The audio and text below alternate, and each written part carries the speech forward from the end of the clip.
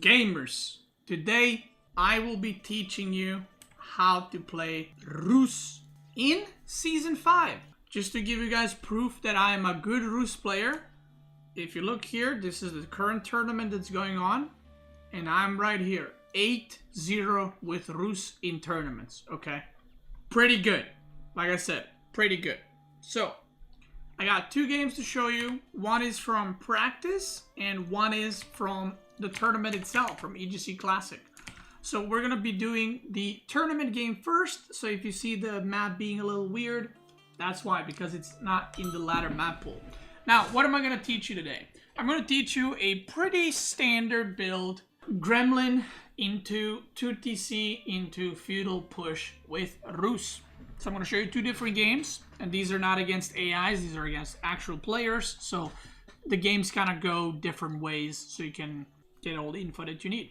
So, before we get started, it is June right now, and the patch hasn't hit yet, okay? But this build will be good in Season 5 as well. It won't disrupt this build. It will make it a tiny bit weaker, because right now Rus is incredibly strong, but it won't impact it too much. Now, I do want to say, in the new patch, hunting cabins will be made a lot quicker. Right now, I am using 4 workers to build a hunting cabin, and I put 2 on food.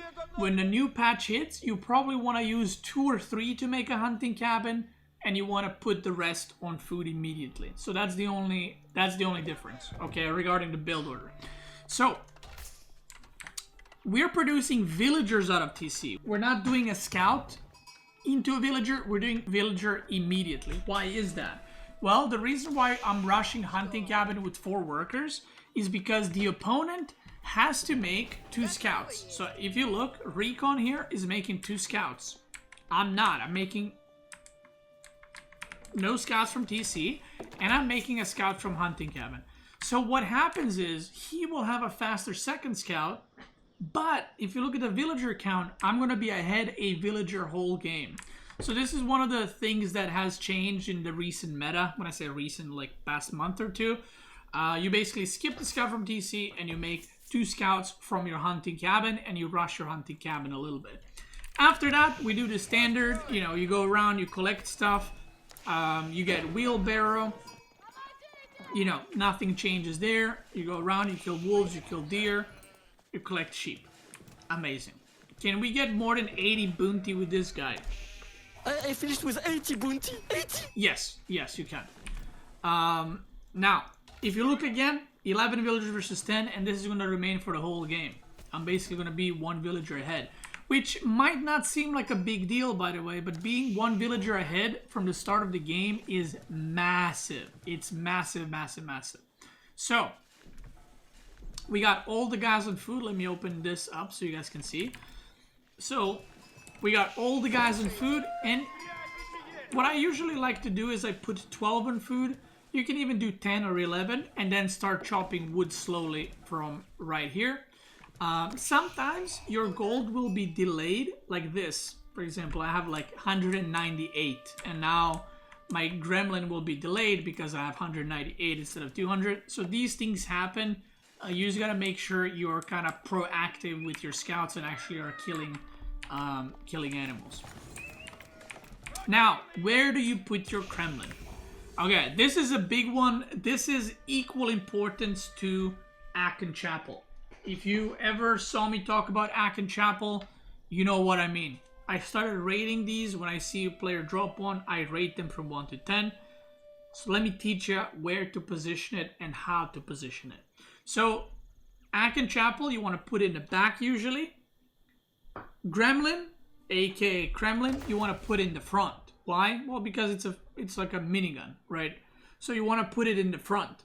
Now, you want to cover as many resources with it as possible, right? So if you can cover like deer, wood, gold, perfect. If you can't, you got to make choices sometimes. Luckily, Kremlin's range is pretty high. It's like this, so it defends a lot. Now, if my opponent was on this side, up there, then I would put Kremlin probably here, right? So that I can defend deer, defend gold, defend stone. But because that's in the back of my base, I didn't feel the need to protect that. Instead, this is kind of like the safe resources, the gold and the deer.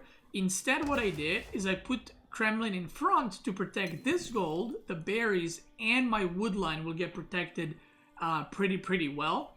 I don't need to protect my stone because I'm only going to mine enough stone for second TC.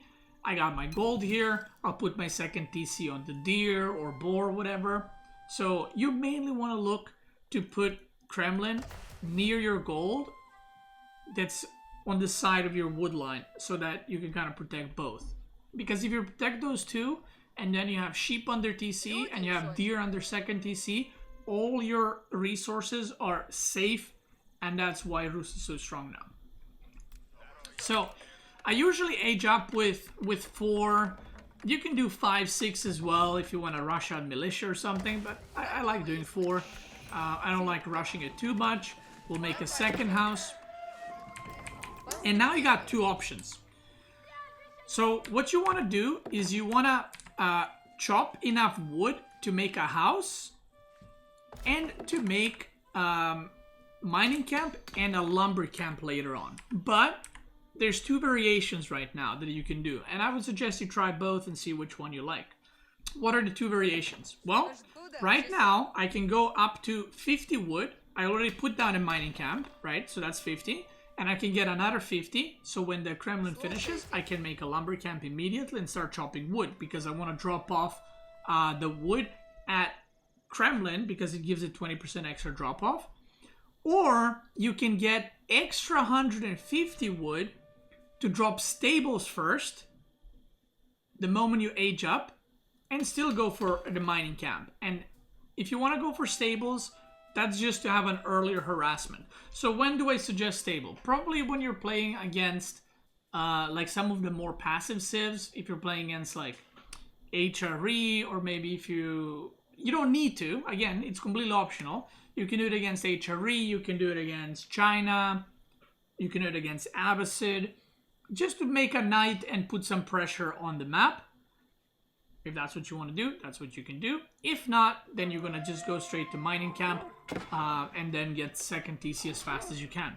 So one important thing to note is you always want to get your stone as you're aging up, because you don't want to be chopping wood right now, because you're going to get 20% extra wood drop off very soon. Okay, so that's one thing to consider. And this game, I actually went for the stable choice. And I think in the other game that I'm going to show you guys, I can't actually remember, but I think the other game that I'm going to show you, I went for second TC first. We'll check it later. So here, you can see I'm chopping wood. I got 190. I want 10 more wood, and then I can go make the mining camp. So look at this. And if I'm going night, you want to have about 5, 6 on food the whole time. So when stables finishes, you can make a night. If you're not going for that, then you could put only 4 on food to continue villager production, and you can put the rest on stone and then woodline. So look now. Making the mining camp. Making the stables, because I want to put some pressure. And I'll have enough wood to make a lumber camp as well. So it's kind of like right now, it's perfect, right? I have my night soon. I have stone going with 8 villagers. I'm rallying onto the wood to get enough wood for the TC. And what I suggest you to do, this might change in the future, but the moment your Kremlin finishes, you want to pop militia immediately and go and harass your opponent, okay? If in the future this changes, then I would suggest just, figure out when to use militia. You can use militia to either deny gold or stone from your opponent, or you can use it to wait. You wait with the what are they called? With supplies, and then you could push on their TC on the deer with 4 in order to kind of have more power. So that's something, again, test it out and see which one you like. So, chopping wood, gathering stone, my militia arrives, and I kind of suspected he would go for TC here because he has deer there. So I tried to go around, but he already walled everything, so I couldn't get in. But if this was a TC going down and there was no wall, he would be in a little bit of trouble. And then by the time my militia dies, my knight would arrive, so it would kind of like just have the exponential damage. Now, you might think like, oh, this knight didn't do anything because, you know, I arrived and it's already walled. Well, the reason why it's walled is because he saw that I have stables, so he used all this wood in order to wall. And even though I did use wood as well for my stable, this stable will still be useful. I was going to build it anyway. And he delayed his TC. He delayed my TC, but he delayed his more because he had to invest more resources that won't gain too much value over time. So you force your opponent to either make walls or make barracks, which is kind of the point of playing this aggressive early on. Now, I took 3 from stone. Oh, sorry, 5 from stone. And I put him on gold because I want to start getting the upgrades. And this is if I go stable first. And now I'm going to put the rest on wood. So now my goal is to get the second TC placed and to just start getting my upgrades. Here we go. Now the reason why this might be a weird spot, why I'm placing my TC here, and I'm going to explain that. This map is a unique map, as you can see, and you usually want to place your second TC to either protect resources or where you have multiple resources in one spot. So usually, like 99% of the time, you will place it on deer, you will place it on boar in order to protect that. Now I was playing against HRE, so I was going to be the aggressor, so I didn't feel the need that I need to go all the way out on the map to make a TC. So I just made it here so I can get TC faster and faster villager production. But making a TC here on the boar would be a pretty bad idea.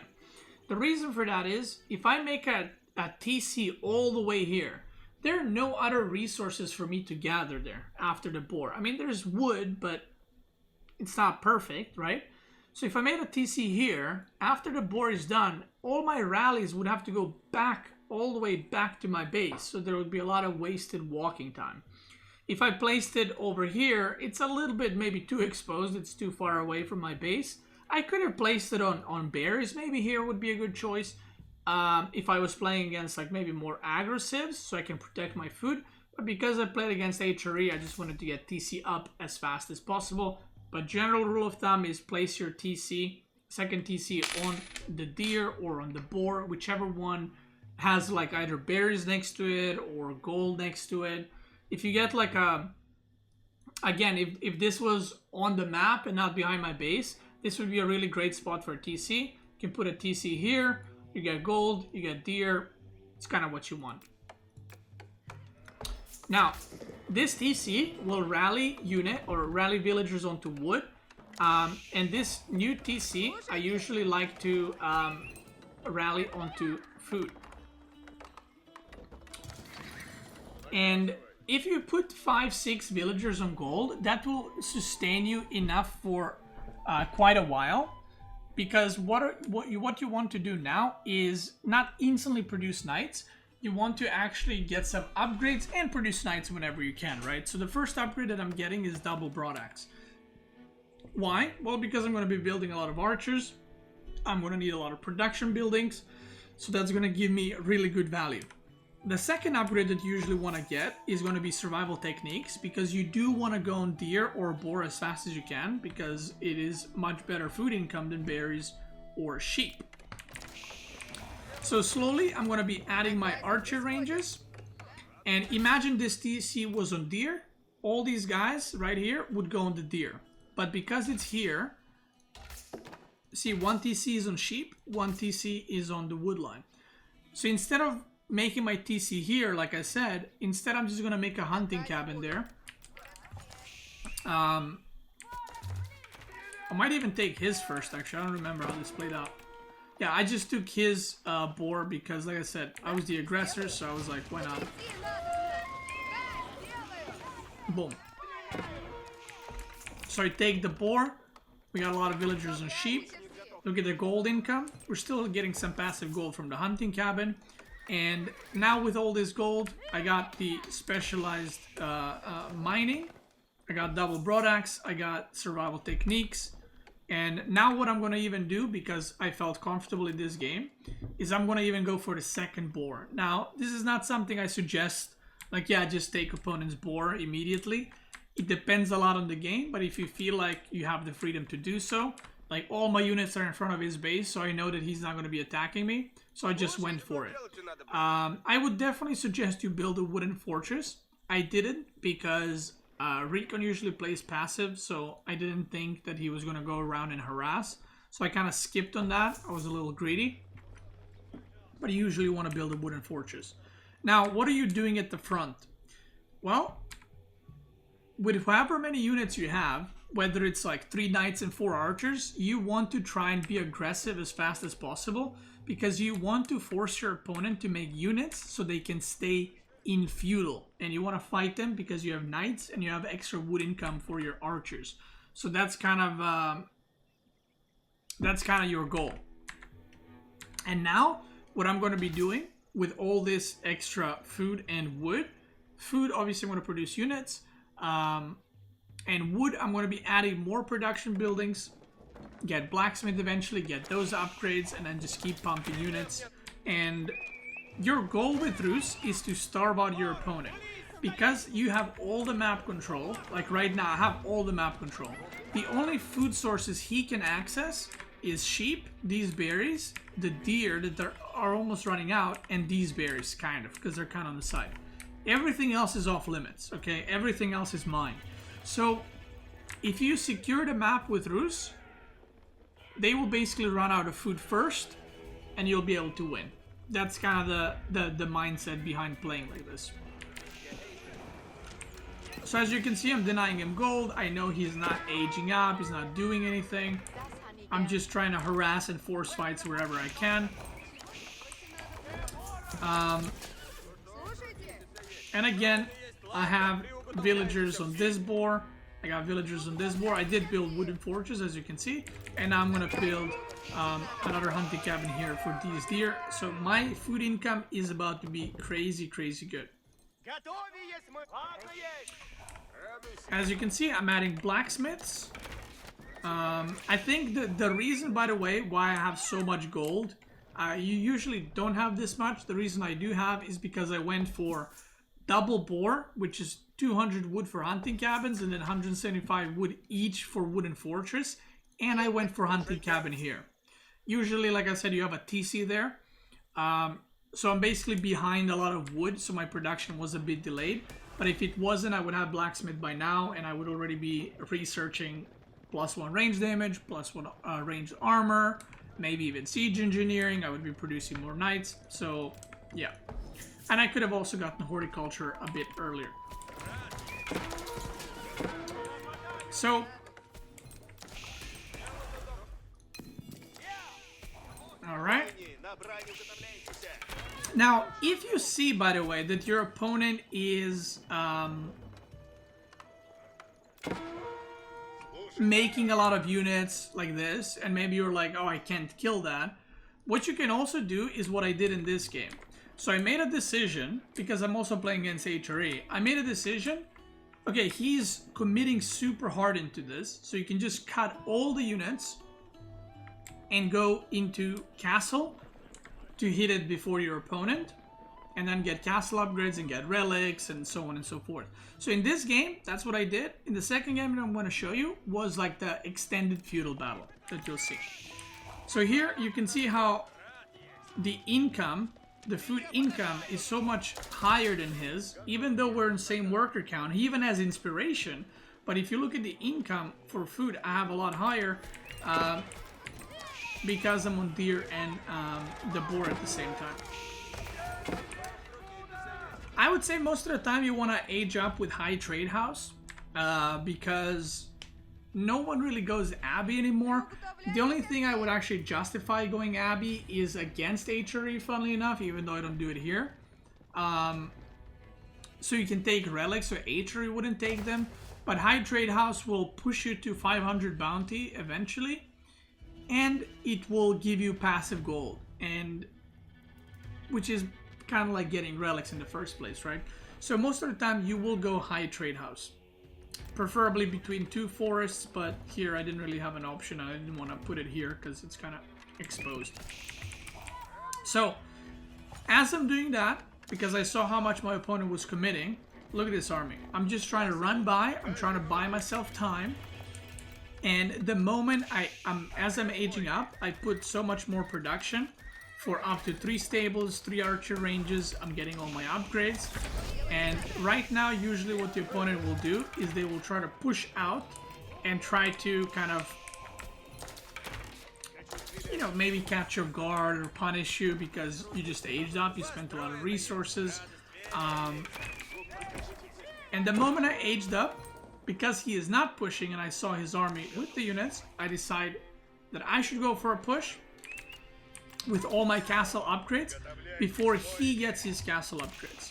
So right now I'm going to be fighting at an advantageous position because I have castle knights, I have castle gremlins, and I have a lot of archers to snipe the spearmen. So again, forcing your opponent into fight is always a good idea. We got some gremlins killing villagers. I'm taking the relics because it's HRE, so I immediately made monastery and try to take the relics from him. He went Regnus Cathedral, but because my army is literally in front of his base, look at that. I have a unit right here for this relic. I had a knight for this relic. I had horsemen for this relic. So you just want to protect relics while you extract them, while putting pressure on the map, because you don't want to let opponent basically do anything. Now what I'm doing is I'm just trying to deny gold as much as I can for the HRE gamer, and I'm going to speed this one up because it's kind of, the game's kind of going to be over soon. When the dust settles, I managed to take all 5 relics. And at this point, if I just push, because even if he is getting farms, and he's got a lot of farms, that's great, that's amazing. But he had to invest so many resources into these farms while I'm still getting food out on the map, on the boar, on the deer. Now I'm making some farms as well, but I could have also gone on the berry patches on the right side.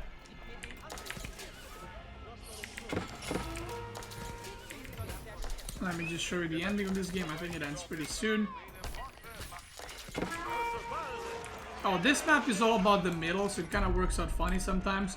But I went for a keep. He tried to prevent it. I did a massive run by into his base. And he just stepped out. Now, this is like the more, I guess, it's opening with stables, but it's a less aggressive variant. Now I'm going to show you the one where it's kind of like balls to the wall kind of thing. And I also think I opened stables here. And the reason why I opened stables here and against HRE is because HRE and Avocet are both passive civs. So I like opening stables so you can put some pressure on them.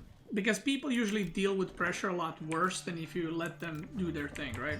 So again, we're going to skip this part. I already explained it, why we're doing it.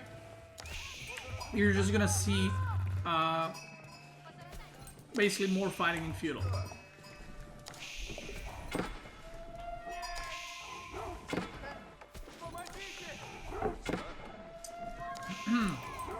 I also had a gold issue because I couldn't find the deer. I found it at the end. So now let's look at this Kremlin. This Kremlin is juicy as hell. Why is it juicy? Well, it protects woodline here, protects the deer, protects 1 gold, 2 golds.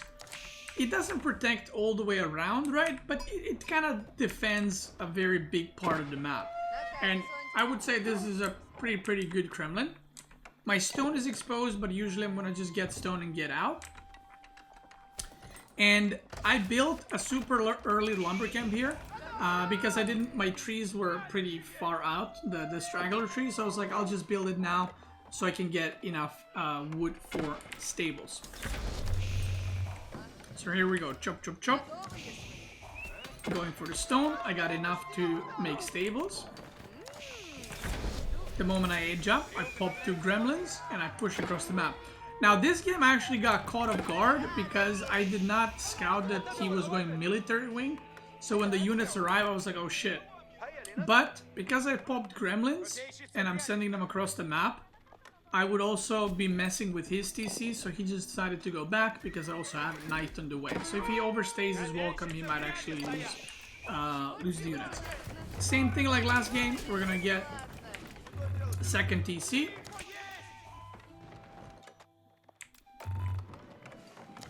Boom, boom, boom. And where do I go for second TC? Now, this one is more risky, and I would not suggest doing this against French. I would not suggest doing this against English unless you have like full knowledge that they have nothing on the map. But because I'm playing against Beastyqt, I went for a really juicy TC. I'll get the boar and I get the big gold. Big golds are usually very, very contested in the later stages of the game. So if you manage to get your hands on the big gold this early, you're actually doing... you're actually like getting a lot of value by extracting those resources, because later on when the game is in castle or imperial, I can have these 3 golds basically in my own base. If you want to play more safe, I would probably just put them on the deer here, because these deer are protected by Kremlin, so you can put your TC on these deer. But again, there's not much to rally your TC to. You don't want to rally to stone or the wood. You usually want to get the gold or more food. So that's why I thought this TC was a pretty good spot. I'm going to put the worker count for you guys. I'm going to get the boar here. And I'm going to just rally this TC onto the gold immediately. So instead of putting 5 on gold, and this is something that, by the way, you have to learn how to adjust with Rus based on where your second TC is and how the map spawned. So last game, if you guys remember, I sent 5 villagers on gold pretty much the moment I was done with stone. The reason I did that is because my second TC wasn't on near gold on the map. It was in my main base. Now in this game, I don't want to put 5 on gold here because I have to rally this TC somewhere. And this is a pretty good spot to rally. So I'm just going to slowly start collecting gold. And instead, my production buildings are going to be made a lot quicker. If you look, I have 14 on food, 15 on wood. This TC is still rallying onto the wood for a little bit longer because I'm going to be committing to a lot of units. And I am going to have knights a little bit slower. But I'm going to have way more production buildings. Blacksmith's going to be ready. And I'm going to have a lot more archers. So you can see I got 4 archer ranges already, 2 stables. I got double broad axe already. And these guys are just going to collect gold. And this TC is going to be on gold for a while. I like to have between like 16 and 20 on wood. If you do 4 archer, 3-4 archer ranges. If you're committing to rams, maybe getting 22 is good. If you're not committing to rams, 16, 17 is more than fine. And then you're gonna rally 1 TC onto food, 1 TC onto the gold. You can see I'm getting the steeled arrow upgrade as well. And the knight production is slowly starting. So what do you do as you're building up? Well, if my opponent was super greedy, like I scouted and he has no production, he's got no units, nothing, what I would do is I would instantly attack with like 2 knights and 3 archers. But I just scouted and I saw that he has 1, 2, 3, 4 production. I saw massive army, 6 spearmen, 6 horsemen, 4 archers. So I don't want to push yet, because if I pushed, I can get overwhelmed and you can basically lose the game almost immediately. So instead, what I'm trying to do is I'm trying to find an opening. I'm trying to see if I can harass anywhere. He walled everywhere already. But I'm trying to see if I can harass anywhere or find any opening to just harass and avoid fights. And another thing you can do is the scouts that you have left over. If you look at my vision, I see everything that I want to see, okay? This scout is here. I can see food here. I can see food here. I can see gold. So if you had like 15 on gold, I can be like, okay, he's trying to age up. So this scout is on patrol right here. And I see when his food is going to expire. I have another scout in the top side checking the deer and these berries, because if he had like villagers come here, I can immediately send knights to raid it. And then I have one scout going with my May units that are kind of going around the middle, seeing if I can pick off anything. So, still just massing units, producing villagers. I'm on the deer on this side. I got survival techniques again. I did this wall because I didn't want horsemen running around and harassing this deer pack. And again, what I'm gonna do now is I kill this boar just for the bounty. And a little bit later, I'm just gonna go get that boar because he's playing opposite. He's playing pretty passive because that's kind of how you have to play in this matchup.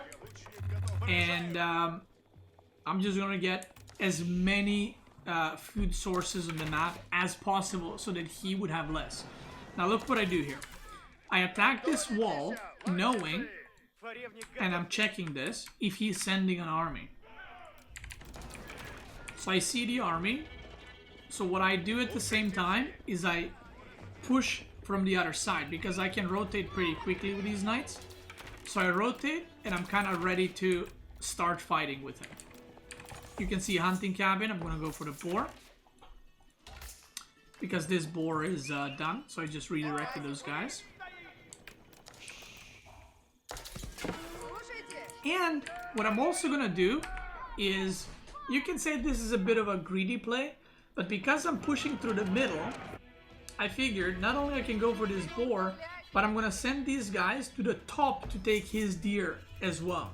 Because if he tries to go on these deer and already have a tower, he might run out of food a lot faster because he wasn't planning for it. So this is where the fighting starts, and you can see he has a lot more army. And it kind of starts okay. I'm picking off some units. And I make a mistake here, which you will see. I go inside here, picking off some units. And if you look now, I start kiting and my units just get completely stuck here. So I end up losing like 7, 8, 9 archers when I shouldn't have. And I take a pretty bad fight. At the same time, he went for the deer on top. I arrive with my villagers, I build a wooden fortress. The fight on the middle goes pretty bad for me. I get cleaned up completely. But I managed to deny the deer from it. Now, if you look at the map, again, I got one boar already. I'm getting the second one. His berries are almost done. His deer are done. The only food sources he can get right now are these 3 forward deer patches. So if I keep putting pressure there, and if he cannot gather food, he'll just die, or he'll be forced to go super early farms, which usually doesn't end well for the guy who's going super early farms. So here I'm interrupting some reinforcements. I'm sending some knights because I just lost a major battle. Where did those villagers go, by the way? I try to find these guys. I think I sent knights there, but I couldn't find it. I sent a knight. Oh, okay. Barely missed him. So right now, what I decided to do, I had two options. Do I go castle, or do I just double down into feudal? Because I lost the fight badly, I decided to double down and make more production. So I decided to go up to 5 archer ranges and 4 stables. If that fight was good for me, or I won the fight, I could have just continued producing units because my income is very high. As you can see, 1.5k per minute. And if you look, same game like last one, I have just such a higher income. So if I won the battle or traded equally, I could have either kept pushing or just aged up and kind of extended my lead. I think usually it's always better to just keep pushing and try to end your opponent. But in this one, like I said, because I took a pretty bad engagement, I decided to make more production buildings and just keep fighting and go for it. Now, he was counter pushing, he was making some rams, I saw the units coming. And right now, the one thing that I did do is I completely destroyed the spearman count. So his archer count is massive, but I killed all of his spearmen in the previous fight. So he only has 3 spearmen, and now I'm producing knights out of 4 stables. So, if you look now, my only focus with archers is going to be to kill the spearmen, right here. Because if I kill the spearmen, the knights are going to kill everything else. So even though I took a pretty bad fight, and look at the army supply, it looks pretty bad for me number-wise, he has nothing to counter the knights right now. Absolutely nothing. And every time a spearman arrives, I immediately snipe them. And that is what you want to do, no matter what civ you play against. You need to snipe the spearmen immediately. If there's no spearmen, you just usually want to snipe archers, but you can snipe anything really. And you can see, even with such a lower army count, I managed to completely win the fight and push him back. Meanwhile, I aged up with high trade house. Not a very good high trade house, but it is what it is. And right now I'm getting my upgrades, but I'm just pushing my advantage. Instead of waiting for him to gain more spearmen and have a harder time for me to engage, I just keep pushing because I'm pushing into berries, which is what I was talking about. I'm pushing into berries. I have a knight here, and if he's not collecting food, then he simply will like die, right? Or he will have to go farms. Meanwhile, I have berries here. I have deer are about to expire. I have berries here. I have berries here. I have berries here. I have high trade house. I have some berries here, but soon I can go farms as well, right? But I have way more food at my disposal than he does. Now I got castle knights. My archers are soon going to be castle as well. And you can see that he is completely tapped for food right now. Completely, because he has to keep mass producing units. And he cannot afford to produce like, you know, save up resources for some eco upgrades or something like that. Here, I killed a lot of villagers. And I just decide to take a chill pill right here. I think it's right here, or maybe in a second. See, I'm still pushing, and right now I know he's not gathering food anywhere. Because I can see these berries, I think, with this wooden fortress. And he's not on these berries, not on these berries. So if you look, he's already transitioning to farms because he had to. But whenever you transition to farms, you directly have less units because of that. Because you're investing your resources somewhere else and not in the units themselves. So here, I'm like, okay, let's just wall off. Let's just make some, let's just split the map. I'm getting all the relics. I'm extending my lead more and more. I'm getting my own farms. I'm doing some raiding. So whenever you're transitioning to something, or you're aging up, or you're picking up relics, or transition to farms, or aging, whatever it is, just do raiding. Just raid your opponent. Because right now, he knows my knights are here, so he has to stay here. And behind this, what I was doing is I was walling off. I was transitioning to my farms. I was getting relics. I was getting stone to build a keep. And all that, I'm keeping him busy with 6 knights.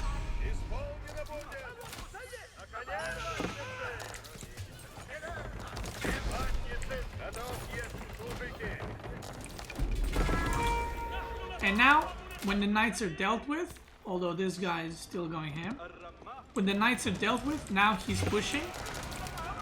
And I already have a huge army to deal with this. I have Boyar's Fortitude with my knights. And it might look bad at this point, but if you look at the economy, I have 5 relics, I have 2 sacred sites, I have high trade house that's giving me 132 gold a minute. And even though my army supply is a bit less, my army is a lot more expensive than his. And the villager count is plus 30, so yeah. Here we have a fight.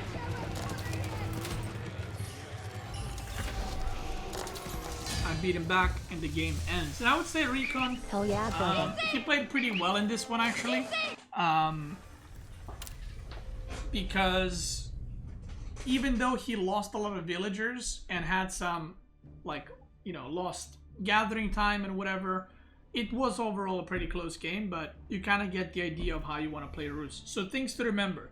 The build order, pretty much the same every game. in the new patch, you're going to use 2-3 villagers for the hunting cabin instead of like 4 like I did, because the hunting cabin build time is getting lowered. You can either go stables the moment you age up, or you can go immediately into stone for a faster second TC. But I would suggest going stable because you can harass your opponent and you can put some pressure on them. And then you just, most of the time, I would advise you to just commit like 3 stables, 4 or 5 archer ranges, and commit full feudal, because that's where Rus really shines. And once you have that lead, once you put pressure on your opponent, you can completely stop unit production for like 30 seconds and you'll be able to